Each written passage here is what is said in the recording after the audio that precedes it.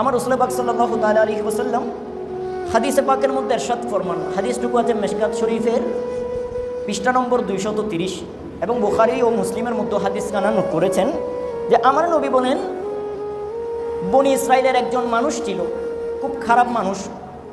বনি ইসরাইলের একজন খুব খারাপ মানুষ ছিল, যে টাকা পয়সা লুট করতো, ডাকাতি করতো, অপহরণ করতো, করে মানুষদেরকে হত্যা করে জিনিসপাতি নিয়ে যাইত।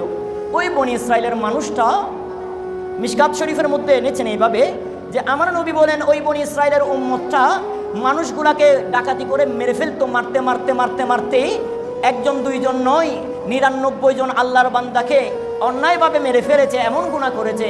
হঠাৎ একদিন আল্লাহর পক্ষ থেকে তার অন্তরের ভিতর খৌফ চলে আসলো, ভয় আসলো। হায় হায়, কি করলাম, একজন দুইজন নয় 99 জন মানুষকে খুন করে এত বড় অপরাধী হলাম, জানি না আমার আল্লাহ এখন আমাকে কি উসিলায় মাফ করে, কোন মাধ্যম দিয়ে মাফ করে।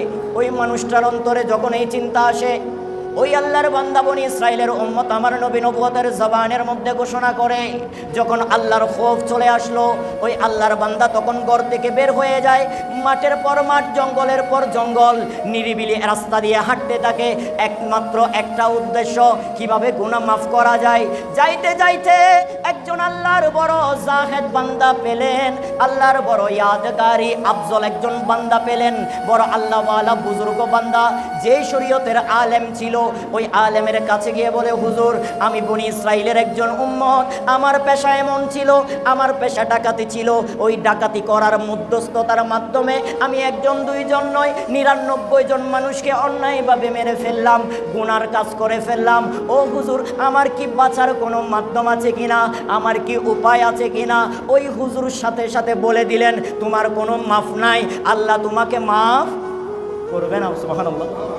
এখন ওই হুজুর যখন এটা বলল, এই মানুষটা এমনিতে পাগল হয়ে যাচ্ছে, যখন একটা টেনশন অন্তরে চলে আসে, অস্থির অস্থির অস্থির অস্থির, তখন মাথা কাজ করে না, ব্রেন কাজ করে না, কি করব না কি করব। এখন ওই মানুষটা যখন এই কথা শুনলেন যে মাফ করবে না, হুজুরও ধমক দিয়ে বললেন, ককর্ষ ভাষায় বললেন। ওই মানুষটা দেরি করলেন না, সাথে সাথে ওই যে কোমরে যেই ছুরিটা আছে বের করে হুজুরকে মেরে দিলেন, বের করে হুজুরকে জায়গায় শেষ। এখন জায়গায় শেষ করে, এতক্ষণ তো 99 জনের বোঝা কাদের উপর ছিল, এখন 100 জন পূরণ হয়ে গেল। এখন ওই আল্লাহর বান্দা যখন ওই হুজুরকেও মেরে ফেললেন, মিশকাতুল মাসাবির মধ্যে নোট করতে লাগে, ওই আল্লাহর বান্দা যখন ওই হুজুরকেও মেরে ফেললেন, সাথে সাথে বের হয়ে গেলেন। বের হয়ে বনি ইসরাইলের ওই উম্মত বাজারের মধ্যে যখন গেলেন, চেহারা এমন টকবক টকবক রাগে রাগান্বিত করছে, আবার চোখের মধ্যে অনুতপ্ত কাজ করছে। এমন সময় বাজারের একজন মানুষ জিজ্ঞেস করে, ও ভাই, তোমার এই অবস্থা কেন, এত অস্থিরতা কেন, তুমি কি নিয়ে পেরেশানির মধ্যে আছো? ওই আল্লাহর বান্দা বলে, ভাই, আমি দুনিয়ার জমিন এমন এক পাপী বান্দা যে 99 জনকে মারলাম, সাধারণ মানুষ ছিল 100 জন, যাকে দিয়ে পুরাইলাম। ওই একজন বান্দা সাধারণ নয়, আল্লাহর বড় আলেম ছিল, বড় হুজুর ছিল, তাকেও মারলাম। এখন মনের মধ্যে পেরেশানি কাজ করছে, কিভাবে এই গুনাহ মাফ করা যায়। তখন ওই সাধারণ পাবলিক বান্দা ওই আল্লাহর বান্দারে বলে, ও ভাই, এই বাজারের পরে জঙ্গল আছে, ওই জঙ্গলের পরে জঙ্গলের গহীন ভিতরের মধ্যে একজন আল্লাহর বান্দা থাকে, একটা ঘরের চুপড়ির মধ্যে একজন আল্লাহর ওলি থাকে, ওই ওলির কাছে যাও। আমার মন বলে, তুমি যদি ওই ওলির কাছে যাও, তোমার গুনাহ মাফ করানোর মতো একটা রাস্তা পেয়ে যাবা। ওই আল্লাহর বান্দার চেহারা দিয়ে হাসি বের হয়ে গেল, সাথে সাথে ওই আল্লাহর বান্দা জায়গায় দাঁড়িয়ে আল্লাহর কাছে আসমানের দিকে তাকিয়ে বলে, আল্লাহ, 100 জনকে হত্যা করলাম, এখন বুঝতে পারলাম বড় অন্যায় করলাম, আল্লাহ আমাকে সুযোগ দাও ওই আল্লাহর ওলির দরবারে যাওয়ার জন্য। ওনার কাছে গিয়ে ওনার হাতে হাত রেখে তওবা করব, ইস্তেগফার করে গুনাহ মাফ করব। ওই আল্লাহর বান্দা আর পিছনে ফিরে তাকাই না, সাথে সাথে হাঁটা আরম্ভ করলেন। ওই তার বাড়ির ঘরের গ্রাম থেকে, ওই বাজার থেকে হাঁটা আরম্ভ করে হাঁটতে হাঁটতে হাঁটতে হাঁটতে জঙ্গল পার হয়ে যখন কাছাকাছি যাবে, তার আগে আগে আল্লাহর পক্ষ থেকে হযরতে আজরাইল আলাইহিস সালাম জায়গার মধ্যে এসে ওই আল্লাহর বান্দার জান কবজ করে নিয়ে গেল। এখন ওই বান্দার মৃত্যু হয়ে গেল রাস্তার মধ্যে। এখন মৃত্যু যখন হলো, আমার নবী যখন ঘটনা বলছেন সাহাবাদেরকে, সাহাবায়ে কেরামের মধ্যে আসহাবে সুফার সাহাবা হযরতে আবু হুরায়রা রাদিয়াল্লাহু তাআলা আনহু চোখ মুবারক দিয়ে পানি টকবক টকবক করে পড়ছে, ইয়া রাসূলুল্লাহ, তো ওই উম্মত, ওই বনি ইসরাইলের উম্মত কি গুনাহ মাফ করাইতে পারে নাই? ওনার কাছে যেতে পারে নাই? তওবা কি করতে পারে নাই? জাহান্নামী হয়ে মারা গেল। আমার নবী বলেন, ও আবু হুরায়রা শুনো, যখন তাকে আজরাইল জানটা কবজ করে নিয়ে গেল, তার শরীরটা তো নিতর দেহ মাটিতে পড়ে আছে। এখন ইসলামী শরীয়তের নিয়ম হলো, যখন কোনো মানুষের রুহু বের করে তখন ফেরেশতাদের দল আসে। আজরাইল আলাইহিস সালামের সাথে দুই দল ফেরেশতা আসে। এক দলের কাজ হলো ওই মানুষের রুহুটা যদি জান্নাতি হয়, ওই জান্নাতি দলের ফেরেশতারা নিয়ে যায়। যদি মানুষের রুহুটা বেঈমান মুনাফিক জাহান্নামী হয়, জাহান্নামী দলের ফেরেশতারা নিয়ে যায়। এইখানেও দুইটা ডিভাইড রয়েছে, দুইটা রাস্তা রয়েছে। এখন আমার নবী বলেন, ওই মানুষটার জানটা যখন কবজ করলো, আসমান থেকে দুনো দল ফেরেশতা আসলো। এখন জাহান্নামী দলের ফেরেশতারা বলে, ইয়া সাইয়্যিদুল মালাইকা, এই বান্দার রুহুটা আমাদেরকে দেন, আমরা বড়ই নিলজ্জ করে, অপমানিত করে, লাঞ্ছিত করে জাহান্নামে নিয়ে যাব।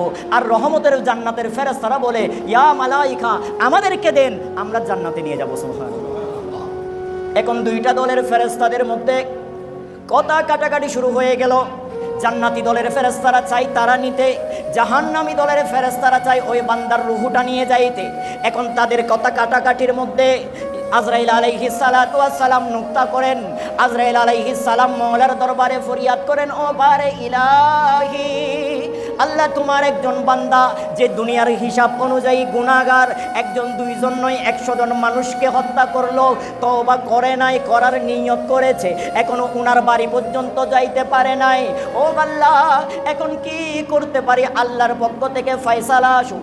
আমার নবী বলেন, ও আবু হুরায়রা শুনো শুনো, আল্লাহর পক্ষ থেকে ফয়সালা আসলো, আল্লাহর পক্ষ থেকে হুকুম হলো, ইলহাম হলো, ও আমার জান্নাতি দলের ফেরেশতারা, জাহান্নামী দলের ফেরেশতারা, একটু অপেক্ষা করো, আমি আল্লাহ জিবরিল আমিন সহ আরেকটা দলের ফেরেশতা তার লাশের জায়গার মধ্যে প্রেরণ করব। এখন ওই ফেরেশতা গিয়ে জমিনকে মাফা হবে, জমিনকে মাফা হবে। ওই আল্লাহর বান্দা যেখান থেকে এসেছে, যেই জায়গায় মারা গিয়েছে, এই দিকের জায়গা মাফো, আবার লাশের জায়গা থেকে ওই হুজুরের ঘর পর্যন্ত যতটুকু রাস্তা, এতটুকুও মাফো। আর আমার নবী বলেন, আল্লাহ বলেন, ও জমিন, লাশের জায়গা থেকে ওই ভক্কানি হুজুরের ঘরের জায়গা তুমি রাস্তা ছোট হয়ে যাও, কমে যাও, সংকীর্ণ হয়ে যাও, কারণ আমি আল্লাহ চাই আমার বান্দাকে তওবার দরজা দিতে।